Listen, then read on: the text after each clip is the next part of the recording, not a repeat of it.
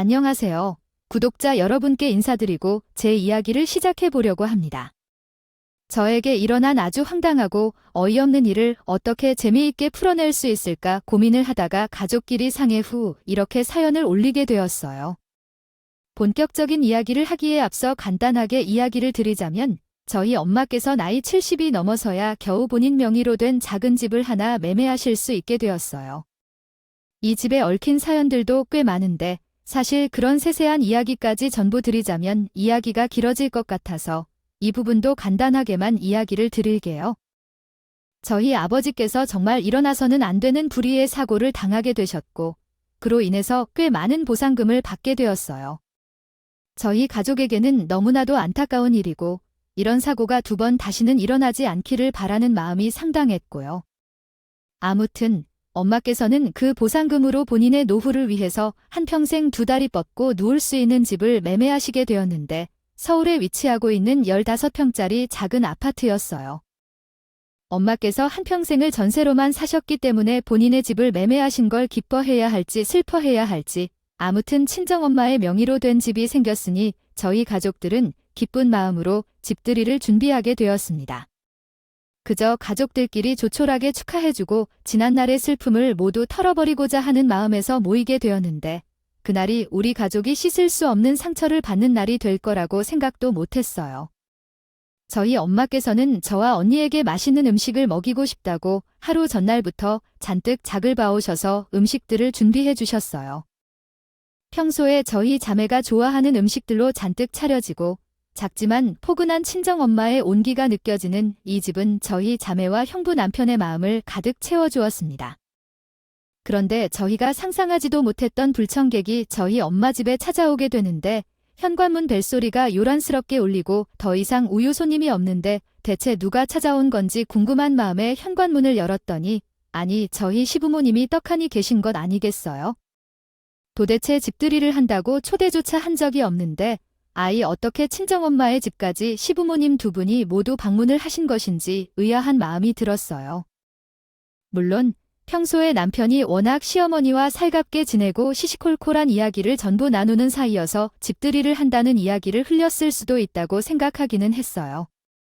하지만 남편을 보니 남편 또한 시부모님과의 만남은 전혀 예상치 못했던 일이었어요. 시부모님의 이야기를 듣고 입이 벌어지고 바라보았죠. 시어머니와 남편에 대해 이야기하자면 둘의 인연이 전생의 연인이었던 것 같을 정도로 사이가 좋았어요. 부부 사이의 일은 모두 알 만큼 가까웠죠. 처음 결혼했을 때는 얼마나 싸움이 많았는지 모를 정도였어요. 어떤 일을 하던 시어머니가 부부 사이 이야기를 하며 충고해 주셨죠. 하지만 남편은 잘하는 척만 하고 말았어요. 그래서 여러 차례 부탁했지만 남편은 아이처럼 대답만 했어요. 이렇게 남편에 대한 이야기를 말하지 말라고 부탁했는데 저의 집변기가 언제 막혔었는지 그 변기를 뚫기 위해 불이 남편이 진땀을 흘려야 했던 일까지도 전부 다 알고 계시더라고요. 그냥 해프닝 정도로 넘기면 되는 사건이었지만 저희 시어머니가 원래 막말을 정말 많이 하는 사람이거든요. 고작 변기가 막힌 것 가지고 우리 아들 이마에 땀 흘리게 만드는 게 말이나 되니? 아무리 생각해도 우리 아들보다는 팔뚝이 더 두꺼운 것 같은데 평소에 운동을 안 하면 그런 거라도 해서 운동을 좀 해라. 우리 아들 불쌍해 죽겠네. 정말 어머님 고작 변기 뚫는 거 가지고 무슨 유난을 그렇게? 누가 뚫으면 뭐 어떠나요? 어차피 같이 사는 집에서 일어난 일인데요. 그러니까 같이 사는 집에서 일어난 일인데 너는 맨날 뒤에서 구경만 하고 있다며 더러운 건 꼭 우리 아들 보고 하라고 시키는 것 같더라. 내가 언제부터 그렇게 깔끔을 떨어졌다고 유난스럽게 굴어 나한테 유난히 내 몸에 하지 말고 너부터 잘하라 이 말이다. 변기 사건 이후에 남편에게 두 번 다신 집안에서 일어나는 일을 가지고 시모에게 이랬네 저랬나 하기만 해보라고 주둥이를 썰어버리겠다고 엄포를 놓았죠. 그러고 나서는 시시콜콜한 작은 이야기까지 시어머니에게 전달하는 일은 사라졌고 저에게 시어머니가 트집을 잡으며 잔소리를 하는 일은 많이 줄어들었어요. 이런저런 잡생각에 시부모님이 집들이까지 오셨는데 앉으시라는 말조차 하지 않은 걸 생각해내고는 번뜩 정신을 차리고 집 안으로 들어오시라 했습니다. 저희 친정엄마도 언니도 갑작스러운 시부모님의 등장에 어쩔 줄 몰라 했지만 정작 시부모님은 태연하게 집으로 들어오셨어요. 아니, 여기까지 어떻게 오셨어요? 저희 엄마 집들이 하는 건 또 어떻게 아셨고요. 먼 걸음 해주셨네요. 어머님, 아버님, 사돈어른이 집을 이사하셨다는데 내가 궁금해서 한번 와보자고 했다. 집이 아주 아늑하니 좋구먼. 좋은 집을 보시는 눈이 있으신가 봅니다. 사돈사실 결혼을 하고 나서 양가 부모님께서 따로 식사를 하신다거나 만나서 이야기를 나눠본 적이 몇 번 되지 않았기 때문에 어색하게 흐르는 공기는 어쩔 수 없었어요. 상견례를 할 때, 결혼식을 했을 때, 애 둘 돌잔치를 했을 때랑 저희 친정아버지 장례식장에서 본 게 끝이기 때문에 서로 안부를 주고받기도 애매했죠. 특히 저희 아버지 장례식장에서는 인사를 나눌 시간조차 부족했었기 때문에 더욱 그랬고요. 아버지가 돌아가신 이후에 처음 뵙는 자리라서 그런지 저희 친정엄마께서는 어쩔 줄 몰라 하시며 계속 분주하게 움직이셨어요. 제가 저희 딸들이랑 사이만 생각하고요. 음식을 준비하다 보니 사도, 너를 신입 맛에 잘 맞으실지 모르겠네요. 저희가 갑작스럽게 왔는데요. 뭘 되려 저희가 죄송스럽죠 알죠? 수조만 2상 낳아주시면 저희가 알아서 배 채우겠습니다. 차려준 음식만 보아도 아주 맛깔나 보이는 거려. 사돈께서 준비를 다 한다니 하셨나 봅니다. 윤기가 흐르는 게 아주 배달음식 같아 보이는구만. 어느 세월에 잡채에 갈비찜에 매운탕까지 끓여놔요. 이거 다 밀키트인지 뭔지 그거 구매한 거죠? 아무리 전업주부라고 하지만 하루 종일 집에서 음식만 만들고 있을 리가 없는데? 사돈은 할 일이 그게 전부인가? 부족하지만 제가 전부 손수 준비한 음식들이라 합니다. 우리 아이들이랑 사위 손주들이 먹을 음식인데. 정성스럽게 준비했어요. 나는 바빠서 이런 걸 손으로 준비한다니까 너무나도 어려운데. 시간이 남아도는 우리 사돈은 준비도 아주 척척 잘하시네. 근데 이 매운탕 간이 너무 약한 거 아닌가? 이런 건 고춧가루 팍팍 넣어야 비린내도 안 나고 그런 거 아니에요? 손자 손녀들이 먹을까 싶어서 일부러 간을 약하게 했는데 입맛에 안 맞으세요. 우리 손주들은 이런 거 먹으면 안 되지? 손주들 먹을 건 갈비탕 같은 거 따로 좀 준비해 두시지. 집에서 할 일도 없으시면서 왜 딸들이 좋아하는 것만 챙기셨대? 넌 매운탕 킬러 아니니? 애가 없어 보이게 생긴 게 생선 대가리 남은 걸 그렇게 주워 먹더라. 위에서도 살짝 말씀을 드리긴 했지만 우리 시모가 원래 이 막말을 입에 달고 사는 사람이에요. 거기다가 유난히도 저희 친정어머니를 무시하시곤 했는데 시어머니가 일어난 데는 더 이유가 있었습니다. 저희 친정엄마는 평생을 아버지 뒷바라지를 하시면서 집에서 직접 권유하는 일이 없었지요. 손맛이 가득한 음식을 차리는 걸 중요하게 여기시던 분이셨어요. 하물며 간식까지도 우리를 위해 손수집에서 만들어주시던 분이셨죠. 음식에 대한 정성을 최고로 생각하시던 분이셨어요. 반면에 우리 시어머니는 영문학 교수로서의 명예에만 신경 쓰시며 살아오셨어요. 남편이 어디서 뭘 하든 본인이 영문학 교수라는 자부심에 취해 주변을 잘 살피지 않고 직진하셨거든요. 물론 대학이 명문은 아니었지만 경기도 끝자락에 위치한 대학이었지만 여전히 수도권 대학에 가까운 터라 자부심이 대단했죠. 본인 노력으로 교수직을 얻으셨다며 자신의 분야에서 자존심이 강하셨고 교수로서의 대우를 받고 싶어 하시는 분이셨어요. 오죽하면 어디 외식이라도 하러 가면 본인이 대학 교수라는 걸 자랑하고 싶어서 일부러 큰 소리로 조교랑 통화를 하시기도 하셨고요. 주위에서 대학 교수예요. 대단하시다 하고 칭찬해주면 어깨에 힘 빡 주고 다니시는 분이었죠. 정말 소위 말하는 목에 깁스라도 한 사람처럼 빳빳하게 세우고 다니시는데 그만큼 프라이드가 강한 분이라는 게 어쩔 땐 독처럼 보이기도 했어요. 남들이 뒤에서 수근거리는 것도 모르고 나 교수잖아 하면서 다녔으니까요. 그에 반면 저희 부모님께서는 지방 변두리에서 태어나 원래는 한평생을 집안에서 물려주신 밭에다가 농사를 지으시며 사셨던 농부셨어요. 마치 엄청나게 컸으면 저희도 떵떵거리면서 살았겠지만 그렇게 큰 밭도 아니었고 소소하게 자식들 먹여 살릴 정도로만 돈을 버셨던 분들이셨어요. 원래 저의 부모님께서는 욕심이 많은 분들은 아니었고 저희 자매도 주어진 환경에 적응하며 살아온 사람들이었기에 그 정도 충분히 행복하게 살았다고 생각해요. 부모님께서 얼마나 고생하시며 농사를 짓고 저희를 위해 힘을 쓰셨는지 평생 보고 자랐으니까요. 저희 부모님께서도 평생을 그 시골에서 살고 싶어 하셨지만 나이가 들면서 몸이 많이 망가지게 되었고 병원이 가깝고 자식들이 가까운데 살고 싶다는 마음이 말년에 드셨나 봐요. 농사를 짓던 땅이며 시골집이며 몸이여 전부 정리를 하고 서울에 올라와 전세를 얻어서 지내게 되었습니다. 물론 저희 언니랑 상의를 해서 언니와 제가 아주 조금 전세금을 보탰고요. 저와 언니의 집 가운데쯤으로 집을 얻어서 지내게 되셨어요. 서울 집값이라는 게 정말 다 낡아빠진 집이라고 해도 옥소리가 절로 나오지 않겠습니까? 매매는 턱도 없이 모자라서 전세로요. 살게 되셨죠. 평생 서울에 집 하나 사는 게 소원이다 하셨던 저희 부모님. 이번에 아버지께서 불의의 사고로 돌아가신 이후에 보상금을 받고 나서야 친정 엄마께서는 서울의 집을 매매하실 수 있었거든요. 전셋집을 정리하신 뒤에 노후 자금만 일부 빼놓으시고 보상금 받은 돈을 합치니 15평짜리 작은 아파트를 하나 매매하실 수 있게 된 거죠. 어떻게 보면 저희 가족에게는 지금 이런 집을 얻을 수 있었다는 것 자체가 큰 행운이기도 하고 한편으로는 아버지 생각이 절로 나게 만드는 것이었어요.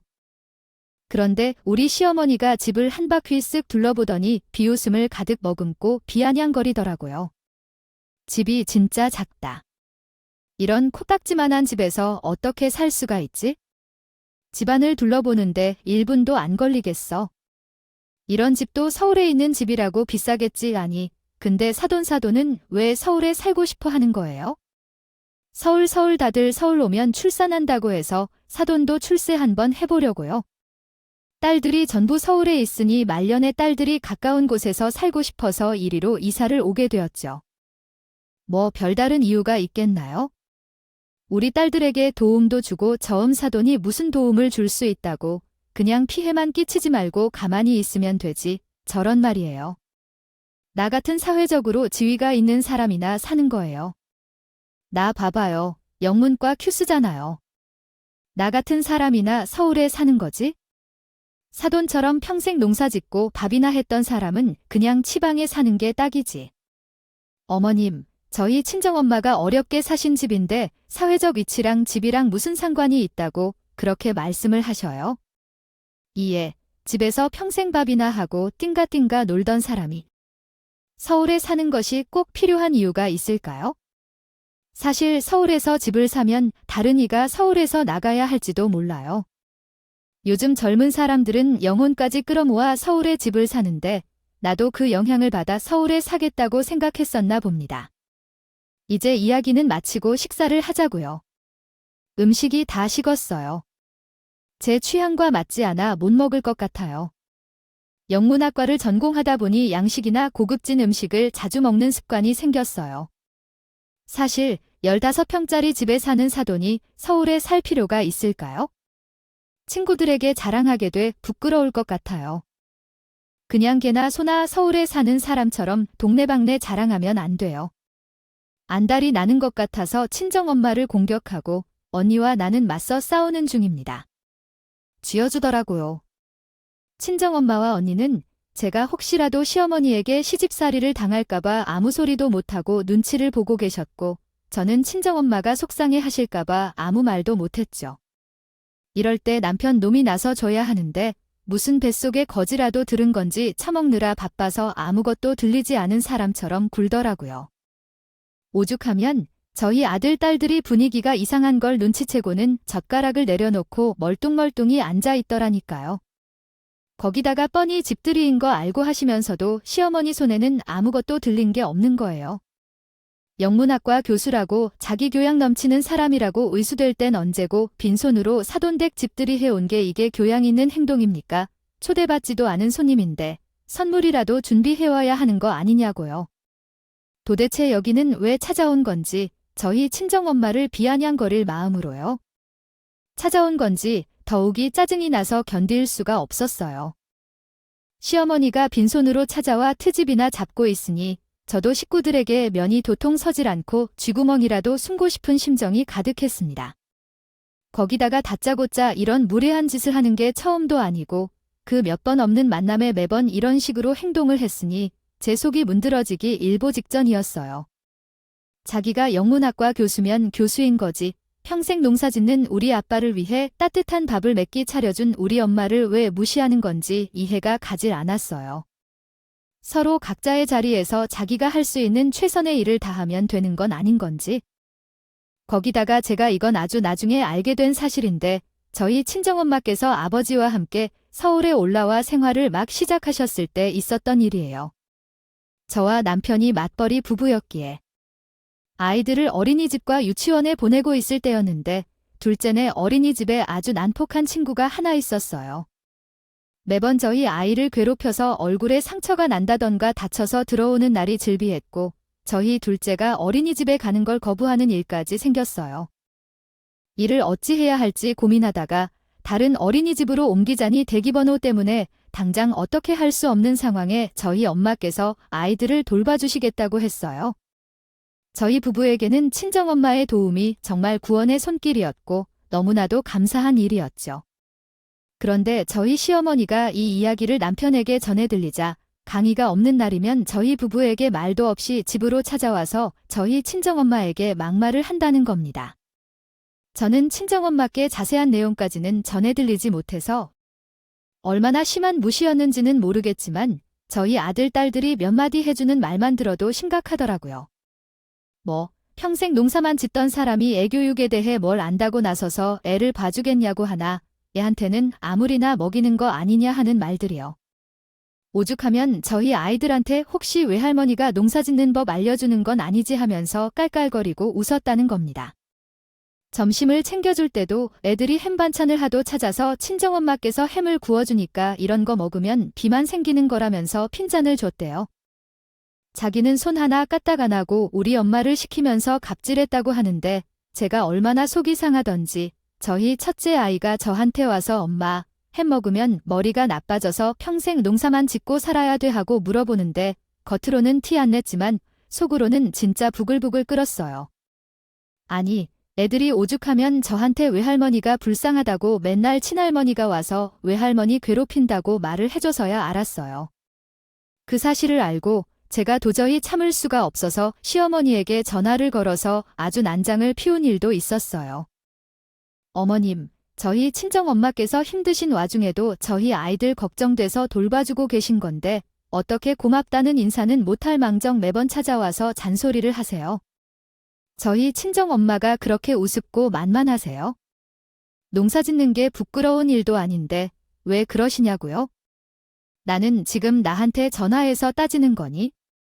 이래서 지방 출신들은 문제가 있다고 하는 거야? 막말로 사돈이 애들한테 뭘 가르칠 수 있겠니? 농사 짓는 법 아니면 밥 잘 차리는 법. 시골에서 자란 사람이 다 거기서 거기지. 저희 언니도 그렇고요. 저도 그렇고 그 시골에서 어렵게 공부해서 서울로 대학원 사람들이거든요. 지금 번듯한 직장도 잘 가지고 돈도 잘 벌고요. 어머님께서 추신 지역을 가지고 뭐라 하실 게 아니라고요. 사람이 자기 자리에서 노력하면 성과를 내는 법인 거죠. 그리고 농사가 어디가 어때서요? 이렇게 대판 싸우고 나서야 시어머니 입에서 더 이상 저희 집에 찾아오지 않겠다는 약속을 들을 수가 있었죠. 그런데 또다시 집들이 자리에서 굳이 찾아와서는 우리 친정엄마를 무시하고 있으니 친정엄마의 얼굴이 빨개지고 어쩔 줄 몰라 하시는 거예요. 사위들까지 다 있는 자리에서 이런저런 무시를 받으며 어느 누가 웃으면서 넘어갈 수 있겠냐고요? 도대체 서울에 집 하나 가지고 있는 게 무슨 벼슬이라도 있어야만 가능한 일인가요? 대통령이나 상황이 어찌 되었다 하더라도 살 수 있는 게 아닐 텐데요. 제 어머니께서 큰 마음 먹고 매매하신 집인데 주제도 모르고 서울에 산다고 자랑이라도 하는 건 아니잖아요. 제가 한마디 해야겠다 싶어서 화를 참고 할 말을 준비하고 있었는데 갑자기 정말 짝 하는 소리가 집 안을 울렸어요. 친정엄마와 우리 아이들까지 모두 놀라서 입을 벌리게 되었죠. 시아버지가 갑자기 시어머니의 얼굴을 내리친 채 그만 좀 하라고. 도대체 왜 그렇게 삐뚤게 말을 하니? 라며 소리쳤어요. 아무도 예상하지 못했던 상황이 눈앞에서 벌어지니까요. 시아버지를 말릴 생각도 못하고 벙쪄서 그 장면을 눈에 생생하게 담아버렸죠. 당연히 그 자리에서 가장 놀란 건 우리 망나니 시모였죠. 시아버지와 평생을 살면서 이런 일을 당한 게 처음이었을 테니까요. 저희 시아버지가 꽤 성인군자 스타일이라서 절대로 여자와 아이는 꼬두로라도 때리면 안 된다며 늘 좋게 좋게 일을 해결해야 한다고 말씀하시는 분이셨거든요. 아, 그런 시아버지가 시어머니의 뺨을 들이치더니 정말 상상도 못할 일인 거죠. 저와 남편도 아무 말도 못하고 씩씩거리면서 화를 내는 시아버지를 바라만 보고 있는데 시아버지가 영문도 모를 소리를 하시더라고요. 내가 죽는 날까지 숨기고 묻어두려고 했는데 당신이 나한테는 작태를 보아하니 내가 참고 있는 게 능사는 아니라는 걸 알았어. 이대로는 안 되겠다는 생각이 번쩍 드네. 이야기를 다 털고 제대로 된 용서를 구해야 정신을 차리지. 그러면서 시아버지는 갑자기 우리 가족이 단 한 번도 들어보지 못했던 숨겨진 진실에 대해 이야기를 하겠다고 하셨습니다. 그 이야기를 듣는 내내 저나 저희 언니나 친정 엄마나 할 것 없이 전부 경악을 숨기지 못했어요. 우리 아버지께서는 농사를 평생 업적으로 삼으시다가 두 딸들도 걱정이 되고 보고 싶은 마음에 모든 시골 재산을 정리하고 서울에 올라오셨을 때부터 이야기가 거슬러 올라갑니다. 너무나도 빠르게 움직이는 서울 생활에 처음에는 적응을 하지 못하시다가 두세 달의 지나니 바쁜 도시 일상에 적응을 하시게 된 거죠. 우리 아버지께서는 서울에 올라와서 건물에 관리하는 관리실에 취직을 하게 되었는데 지방에 살았을 때 평생 농사만 지었다고 말씀을 드렸잖아요. 그런데 시골 사람들의 특징이기도 한데 수리공 일도 같이 하셨었어요. 저희 아버지께서는 그런 것과 거리가 멀게 생기긴 하셨는데 전기기사 자격증까지 보유하고 계신 분이셨어요. 농촌에서는 아무래도 자급자족 일상이 만연하다 보니까 다들 집 수리 같은 건 혼자서 뚝딱 처리를 하시거든요. 저희 아버지뿐만 아니라 시골 사람들 대부분이에요. 어깨너머로 일을 배우셔서 집수리며 농가수리며 혼자 하시다가 서울에 와서 그 특기를 살려 취직을 해보시겠다고 자격증을 따게 되었어요. 자격증이 있으니 취업은 어렵지 않을 거라 생각을 하셨는데 아무래도 나이가 많으시다 보니까 취직 자체가 너무 어려운 거죠. 젊은 사람들도 많이 취득하는 자격증이니까 아무래도 은퇴가 코앞인 저희 아버지보다는 젊은 사람을 데려다 쓰는 게 훨씬 이득이었으니까요. 본인 생활비 정도는 스스로 벌어보겠다 호기롭게 준비를 하시고 굳이 활동도 하셨는데 시간만 속절없이 흘러가고 성과가 없다 보니 저희 아버지는 점점 움츠러드셨어요. 무기력한 본인의 능력을 탓하시면서 매번 침울해 하셨는데 저희 남편이 그런 아버지를 꽤 마음에 담고 있었나 보더라고요. 남편의 소개로 아버지께서는 취직을 할 수 있게 되었는데 그 자리가 바로 저희 시아버지와 시어머니의 동생인 그러니까 남편의 외삼촌이 공동으로 세운 건물에서 일을 하는 것이었어요. 소위 말하는 관리실 일이었는데 건물 수리를 한다던가 하자 보수 같은 걸 대신 처리하는 일이었어요. 여기까지는 저희 가족이 모두 아는 이야기였기 때문에요. 별 생각 없이 시아버지의 이야기를 듣고 있었는데 진짜 사건은 그 이후부터 일어나게 된 것이었습니다. 저희 시아버지가 갑자기 고개를 푹 숙이시고는 저희 어머니와 저희 어머니를 향해 진심 어린 사절부터 해야겠다고 하시더라고요. 내가 이 이야기를 언제까지 숨겨야 하나 마음의 진동 우리를 지고 있는 기분이었는데 지금이라도 솔직하게 이야기를 하고 진심으로 사죄하고 싶습니다. 사도 어른께서 사고를 당하신 건 정말 우연히도 일어난 일이 아니라 어떻게 보면 정해진 일이나 다름없습니다. 제가 이미 10개라도 할 말이 없습니다. 이 일을 전부 알게 된 게 얼마 되지 않아서 참으로 죄송합니다. 시아버지가 말하기를 시어머니의 남동생, 그러니까 남편의 외삼촌이 건물주 랍시고 저희 아버지에게 엄청나게 갑질을 해왔었다는 것이었어요.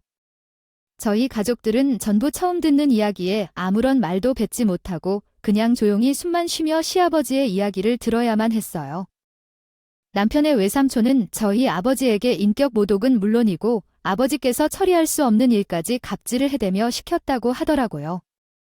아니, 평생 농사만 짓던 시골쥐를 데려다가 서울쥐로 만들어주겠다면서 자기가 시키는 일은 군소리 하지 말고 전부 다 하라고 말입니다. 아니, 사람에게 시골쥐 서울쥐가 뭔가요? 거기다가 24시간이 모자란다는 말처럼 시도 때도 없이 아버지를 불러내서는 위험한 일도 시켰다고 하더라고요. 새벽 4시에 갑자기 천장에서 물이 새는 것 같다면서 아버지를 불러다가 건물의 누수가 일어난 곳을 찾아내라고 닥달을 하기도 했고요. 물론 그건 마감재 쪽에 이상이 있었던 것이었습니다. 거라, 아버지께서는 처리하실 수 없는 일이었음에도 불구하고 남편의 외삼촌은 그저 저희 아버지를 괴롭히는 재미에 푹 빠진 겁니다. 그리고 결정적인 사건은 저희 아버지께서 아무리 전기기사 자격증이 있다고 해도 누전이 되는 것까지는 아버지께서 처리할 수 없는 일이었거든요. 누전이 일어난 부분은 감전의 위험이 있기 때문에 따로 구청에 신고를 하고 전문기관에서 나와서 처리를 해줘야 하는 건데 그것까지 저희 아버지를 시킨 겁니다. 그리고 결과적으로 그 일로 인하여 아버지의 목숨이 잃게 된 거였어요. 아버지께서는 이 일은 본인이 할 수 없는 일이니 구청에 신고를 해서 전문기관을 부르는 게 좋겠다고 정확한 처리 방법을 남편의 외삼촌에게 알려주었죠. 하지만 남편의 외삼촌은 저희 아버지에게 화를 내셨다고 합니다. 그러니까 구청에 신고를 해서 전문기관이 나와서 수리를 하면 따로 수리비가 엄청나게 청구될 거 아니냐고? 내가 당신은 왜 한 달에 몇백만 원씩 주면서 부려먹는 건 줄 알아? 이런 거 일처리 똑바로라고 부려먹는 거야? 내가 월급 주는 건물주인데 지금 건물주 말을 무시하는 거야? 응. 당신도 전기기사 자격증이 있다며 기사 자격증이 있다고 해서 이 전문적인 일까지 전부 제가 처리할 수 있는 건 아닙니다. 이런 부분은 공구도 일반 공구로 처리할 수 없어요. 괜히 제가 건드렸다가 건물 전체 전기에 문제가 생길 수도 있고 감전의 위험도 있고요. 그 과학 시간에 안 배웠어. 그거 대충 고무장갑 끼고 하면 되잖아. 고모는 이 전기가 안 통하는 거 상식적으로 몰라서 그래? 아이 맞다. 시골 촌놈이네. 그 초등학교는 나왔나? 초등학교 다닐 때 다 배웠던 거 같은데 암튼 크게 일본이지 말고 당신이 고쳐놔. 건물 전체 전기가 나가면 그 형씨 월급에서 전부 수리비 청구할 거니까 그런 줄 알고 남편의 외삼촌이 윽박을 지르면서 당장 고쳐내라고 난리를 치니 아버지께서는 어쩔 수 없이 본인이 감당하지 못할 일을 처리하게 된 겁니다. 기관에 연락을 해도 당장 출동을 해서 고쳐주는 게 아니라 며칠이나 걸리는 일이라 어쩔 수 없이 최소한의 장비를 가지고 누전이 된 부분을 수리하게 되셨죠. 공구도 안전장치도 제대로 되어 있지 않은 상태에서 전기를 만지시다가 그만 아버지가 감전을 당하여 돌아가시게 된 것이었습니다. 저희 가족은 시아버지의 이야기를 듣는 내내 경악을 멈추지 못했어요. 시어머니는 부들부들 떨면서 배신감에 가득 찬 얼굴로 시부를 바라보고 있었고요. 사실은 외삼촌이 숨기고 또 숨겨서 시아버지는 전혀 알지 못했었는데 아버지의 장례가 끝난 뒤에 외삼촌과 술을 한잔 하시다가 알게 되었다고 하시더라고요. 술에 잔뜩 취한 외삼촌이 아주 두려움에 가득 찬 얼굴로 시아버지에게 요즘 악몽에 시달리고 있어서 잠을 잘 잘 수가 없다고 고민을 털어놓게 되는 바람에 말입니다. 처음에는 뭐 때문에 악몽을 꾸는지 입을 뿅 다물고 있다가 시아버지가 계속해서 물어보자 외삼촌이 은밀하게 입을 열게 된 것이죠. 왜 그 있잖아. 저희 월급 관리실에서 일을 하던 그 사람. 그 사람이 내 형네 사돈이라고 했었나. 아휴, 이래서 가족 간에는 일을 하면 안 되는데 그 사람이 요즘 자꾸 꿈에 나와서 나를 괴롭히고 못 살겠는데. 미쳐버리겠어. 이래서 사람이 죄를 짓고 살면 안 되는 거야? 그 말을 끝으로 기절하듯 잠이 들어버린 외삼촌을 보고 수상하게 여긴 시아버지가 외삼촌의 휴대폰을 뒤져보게 된 것이었어요. 이상한 마음이 들어서 휴대폰을 열어봐야겠다는 생각이 들었다고 하시더라고요. 그런데 그 휴대폰이 바로 판도라의 상자였던 것이었어요. 그 휴대폰 속에 모든 증거가 차곡차곡 저장이 되어 있었던 거죠. 저희 아버지와 나눈 문자 내용은 감히 입에도 담을 수 없을 만큼 충격적이었다고 하시더라고요. 지금 내가 배가 너무 고프니까 당장 거기 가서 갈비탕 좀 사와. 날 때 먹어야 맛있으니까. 당장 가서 사오라고. 1분이라도 늦으면 월급에서 10,000원씩 자감할 테니까. 그럴 줄 알아? 내가 3층 세입자한테 도대체 얼마나 빌어야 돼? 내가 거기 문자 고장났다고 빨리빨리 고치라고 했어. 안 했어. 3층 세입자가 월세를 제일 많이 낸다는 말이야. 거기 문고리가 헛돈다고 몇 번을 내가 말을 했는데? 아, 언제까지 열쇠 처리공을 기다리고 앉아있냐고? 10분 내로 가서 고쳐. 시골집. 아무리 생각해도 당신이 너무 월급을 많이 받는다는 생각은 안 해. 지난번에 나한테 하루에 12시간씩 일을 하는데 월급이 적다고 했지? 당신이 고용노동부에 신고를 해봐야. 아무짝에도 쓸모없다니까. 그 나이에 옷 입어서 새로운 직장을 얻을 거예요? 그냥 나한테 잘 보일 생각을 하라고. 내가 지금 술을 안 전했는데? 거 대리기사 부르기. 돈 아까우니까 당장 와서 운전 좀 해. 그리고 농사짓던 사람이니까 운전은 잘 알 거 아니야. 내 차, 비싼 차인 거 알지? 당신 월급으로는 감당 못하는 차니까 사고 내면 죽을 줄 알아. 아, 당장 튀어와. 밤이고 나아지고 할 거 없이 저희 아버지를 괴롭힌 것은 물론이고 관리실에서 일을 하는 사람이 할 수 없는 일까지 전부 시켜먹고 있었던 것이었어요. 거기다가 돈 몇 푼 아끼겠다고 아버지께서 새벽 근무 때 졸거나 아침에 살짝 지각을 하게 되면 그만큼 월급을 깎겠다고 난리를 친다는 겁니다. 갑질도 갑질 나름이지. 사람의 속을 아주 문드러지게 만드는 최악의 갑질이었던 거죠. 문자 내용만 있던 것도 아니고 통화 녹음까지 시간순으로 쫙 정리가 되어 있었다고 하던데 시아버지가 정말 가슴이 뛰어서 미치는 줄 알았대요. 요즘 휴대폰은 자동으로 통화 녹음이 되다 보니까 외삼촌이 모르는 사이에 본인이 행했던 것들이 명백하게 드러나기도 한다고 해요. 모든 최악의 짓거리들이 전부 저장되어 있었던 겁니다. 시아버지는 이건 그냥 넘어가서는 안 될 일이다 싶은 마음에 놀래서 본인 휴대폰으로 전부 전송해 두었다고 같아요. 저희는 정말 경악에 가득 차서 눈물만 하염없이 흘렀어요. 분명히 남편의 외삼촌이 장례식장에 찾아와 악어의 눈물을 흘리면서 저희 가족들을 위로하고 아버지께서 혼자 고칠 수 있다고 난리를 피우다가 사고를 당한 거라고 했었거든요. 본인은 전문기관에 맡기자고 했으나 아버지께서 월급을 꽁으로 받는 것 같다며 자기가 할 수 있다고 스스로 나섰다가 사고를 당한 거라고 했었단 말입니다.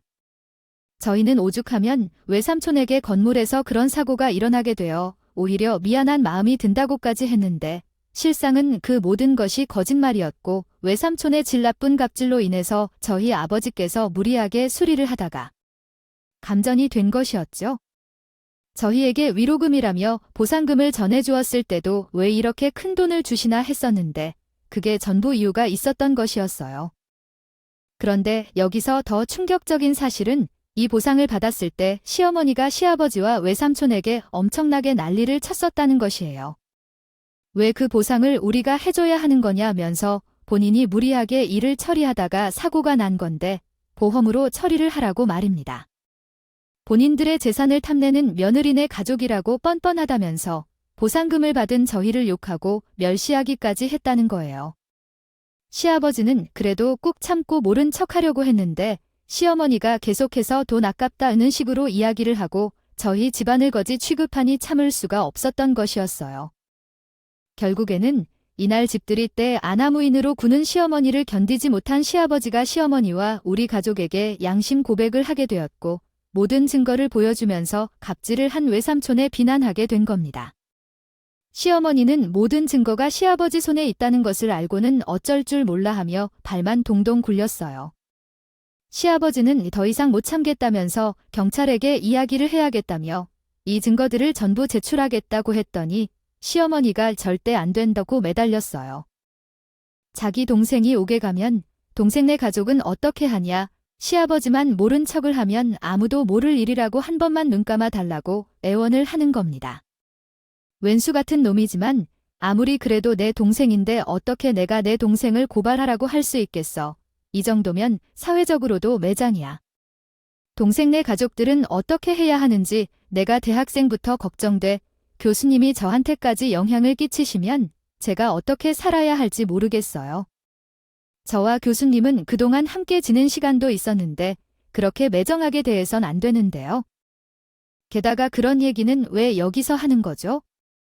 제 동생이 옥살이를 한다고 시아버지께서 죽어도 못 보겠다고 울고 빌었던 걸 저도 알고 있어요.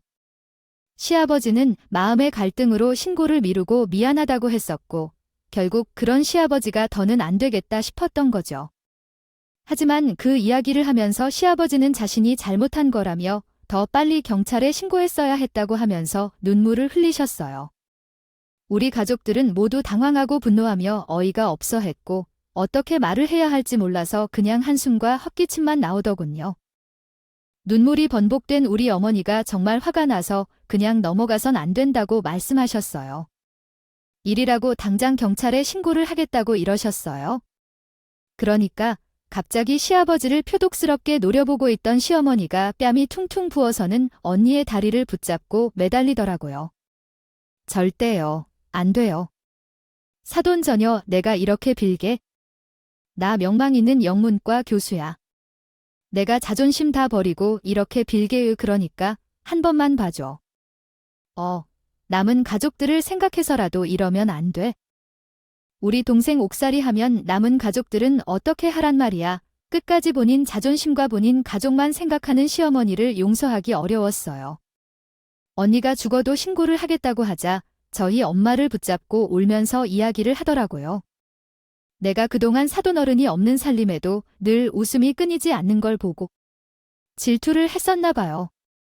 무뚝뚝한 우리 남편이랑 달리 사돈 어른이 원화가 안 사도 내게 잘했나요? 나는 명예 욕심이 가득한 사람인데 집안에서도 사랑받고 싶다는 욕심이 가득했어. 그런데 하나를 얻으니까 다른 하나가 안 따라오잖아. 늘 부족함 없이 살면서도 행복해 보이는 사돈이 너무 부러웠어. 그래서 자꾸 사도 내게 엇나가는 말을 뱉었나 봐. 그만 얘기해요. 뚫린 입이라고, 그만 씨부리라고. 내가 내 동생이 잘했다는 거 아닙니다. 내 동생이 엄청나게 잘못했고 씻을 수 없는 상처를 준 것도 하지만 그래도 한 번만 봐줘요. 내가 앞으로는 정신 차리고 살게 제발. 한 번만 용서해줘. 용서하는 척이라도 해줘요.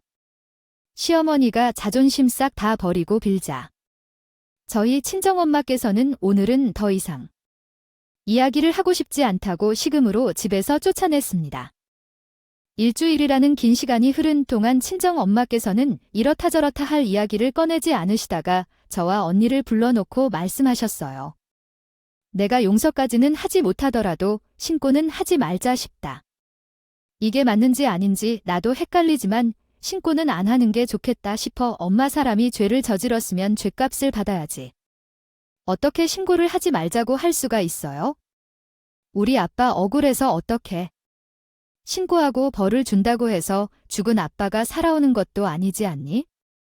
거기다가 다른 사람도 아니고 둘째네 시댁이다. 벌을 줘봐야 우리들한테나 짐을 덜어내는 거지? 절대로 아빠를 위한 방법이 아니야네. 아버지의 운명에 다 그 정도까지였던 거다. 지금도 많이 마음 아프고 슬프지. 자라 돌아왔으면 좋겠다 싶고 꿈에라도 찾아왔으면 쉽고 말이야. 하지만 나도 더 이상 시끄럽지 않게 조용히 남은 인생 살다가네. 아빠 곁으로 돌아가고 싶다. 엄마, 정말 그렇게 마음 고치신 거예요? 신고하지 않겠다고요? 그래, 내 남은 인생이 얼마나 되겠니? 그 남은 시간 동안 재판한다고 이리저리 불러다니고 싸우고 욕하고 몇 년을 허송세월로 보내고 싶지 않구나. 내 마음이 너무 힘들 것 같고. 그래, 거기다가 보상금까지 받아서 집까지 매매했는데 합의한 걸로 보여질지도 모르고. 그러다가는 오히려 내 아버지의 명예를 실추시킬 수도 있을 것 같구나. 저랑 언니는 꾸준히 말도 안 되는 소리라며 친정엄마를 설득하려고 했어요. 우리를 속이고 보상금을 준 건데 그게 어떻게 합의라고 볼 수 있어? 절대로 그냥 넘어가면 안 돼. 그동안 얘네 시어머니라는 사람이 엄마한테 얼마나 더럽고 치사하게 꾸렸어. 시골에서 왔다고 사람 무시하고 나는 이렇게 넘어가면 안 된다고 생각해. 그 사람이 얼마나 불쌍한 사람인지 나이가 들면 다 이해가 갈 거다. 내 나이쯤 되니까 그렇게 자기 치장하고 다니는 사람이 불쌍해 보이더라. 아이, 얼마나 내면에 자신이 없으면 외형적으로 보여지는 부분만 꾸며댈까 싶어서 말이야. 아무것도 가진 거 없는 나한테까지도 자격지심을 느끼는 사람이지 않니? 서울에 집 산 게 뭐가 될 수라고? 그걸 가지고 그 난리를 피우는 건지? 그런 불쌍한 인간 물고 늘어져 봐야 뭐가 좋겠니?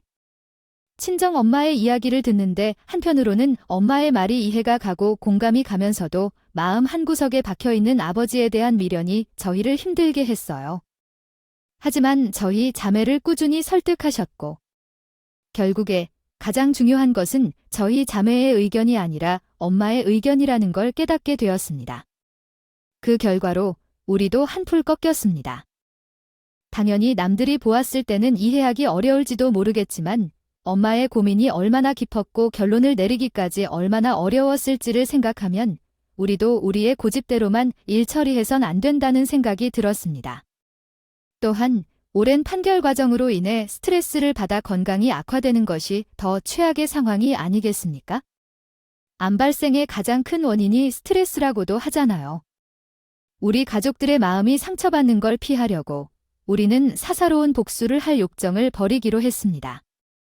엄마의 깊은 의도를 이해한 결과 시어머니가 더 이상 불쌍한 사람으로만 보이게 되었고 저희 두 자매는 이 문제를 엄마의 뜻대로 해결하기로 했습니다. 이것은 어떻게 보면 우리의 원대로 처음에 생각되었던 것과는 달리 결국은 가장 올바른 선택이라고 생각합니다. 시어머니가 벌을 받았을지도 모르겠어요. 법적으로 구속을 당한다거나 실형을 산다는 건 아니었지만 시어머니에게는 최악의 상황이 벌어지게 되었거든요. 시아버지는 시어머니에게 더 이상은 같이 살 수 없을 것 같다며 이혼 소송을 걸었고 시어머니는 혹시라도 남동생의 일이 밝혀질까 두려워 시아버지의 뜻대로 이혼을 해주게 되었어요. 시어머니가 워낙 자기를 치장하는데 돈을 몰수듯이 썼던 사람이어서 본인이 벌었던 돈들은 전부 가방을 사고 옷을 사고 하는 일에 썼던 거지요. 그러니 이혼을 할 당시에 법원에서 공동재산을 쌓는데 전혀 기여를 하지 않았다는 걸 들먹이며 재산 분할 또한 거의 받지 못하고 쫓겨나게 되었어요. 시어머니는 끝까지 시아버지에게 본인을 불쌍하게 여겨달라고 재산을 조금 더 나누어 달라고 했지만 시아버지는 단칼에 거절했어요. 남은 재산이 거의 없었던 시어머니는 현재 경기도 외가 끝자락에 있는 집도 얻을 형편이 되지 못해서 지방에서 살고 있다고 하더라고요. 서울의 입성 활동은 당연히 없고 시어머니의 경제력으로는 대출을 받아도 갚을 여력이 안 된다고 하더라고요. 시어머니는 결국 본인의 남동생을 찾아가서 너 때문에 이렇게 되었으니까 도와달라고 도움을 요청했는데 외삼촌도 참 뻔뻔한 인간이더라고요. 시어머니에게 자기가 왜 도와줘야 하냐면서 둘이 진흙탕 싸움을 시작하게 된 거예요. 내가 너 때문에 이렇게 쫓겨나고 자식들 얼굴도 못 보게 생겼는데 왜 도와줘야 되냐고. 이 계획만 덕한 놈 같으니라고 내가 너 고소할 거야. 내가 했던 모든 값을 다 얻을먹이면서 아주 얼굴도 틀지 못하게 만들어 버릴 테니 그런 줄 알아. 그 뒤에 시어머니가 정말 대박적이게도 시아버지에게 연락을 해서 자기 동생이 갑질했던 증거들을 보내달라고 했다는 거예요. 본인 복수에 저희 아버지를 이용하겠다는데 시아버지가 미쳤다고 그 증거를 시어멜 씨에게 주겠습니까? 시어머니는 뻔뻔하게 저에게 연락을 해서는 자기가 대신 자기 남동생 콩밥 먹여주겠다. 고 시아버지를 설득해달라고 요청을 하더라고요. 이 말을 시아버지에게 전달하자 시아버지는 제가 보는 앞에서 시어머니에게 전화를 걸었어요. 당신이 뭔데 사도 노래니 용서한 이를 들먹이면서 복수를 하니 많이 짓거려. 아직도 정신을 못 차렸어. 평생 그렇게 멍청하게 살아. 시어머니는 거기서 멈추지 않고 저희 남편에게 하나뿐인 친모를 도우라고 난리를 쳤지만 사건의 모든 진상을 알고 난 뒤 남편은 시어머니와 연락을 끊어버렸어요. 저에게 상처 줘서 미안하다며 울면서 빌던 사람인데 시어머니를 도울 리가 있겠어요?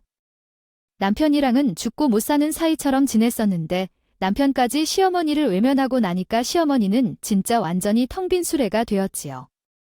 강의에도 집중을 하지 못하고 대학에서도 불성실한 태도로 일관하다가 결국에는 교수 자리에서도 잘리게 되었다고 들었어요. 시어머니는 노후 준비가 하나도 되지 않은 상태에서 일자리까지 끊겨버리자 먹고 사는데 지장이 생겼고 결국에는 중고로 모아두었던 가방을 하나 둘 팔아가며 생활하고 있다고 하더라고요.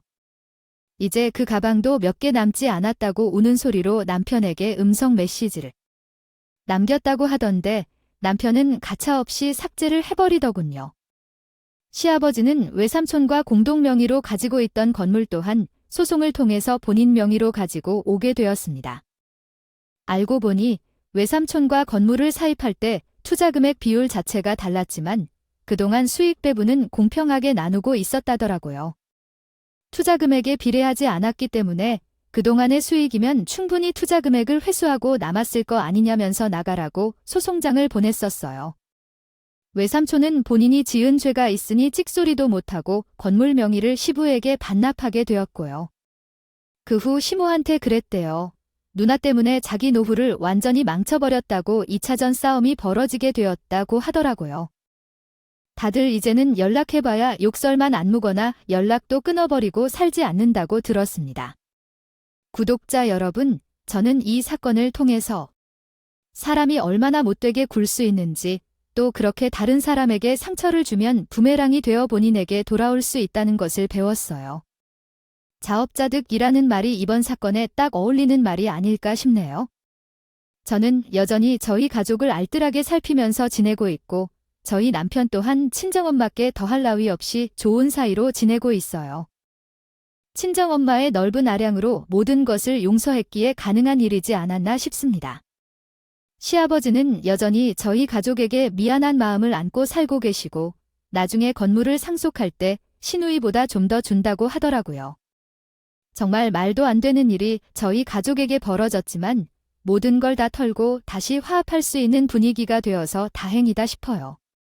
앞으로는 저희 가족에게 슬픈 일이나 나쁜 일 없이 항상 무탈하고 건강하고 행복한 일만 가득하기를 여러분께서도 응원해 주시면 감사하겠습니다.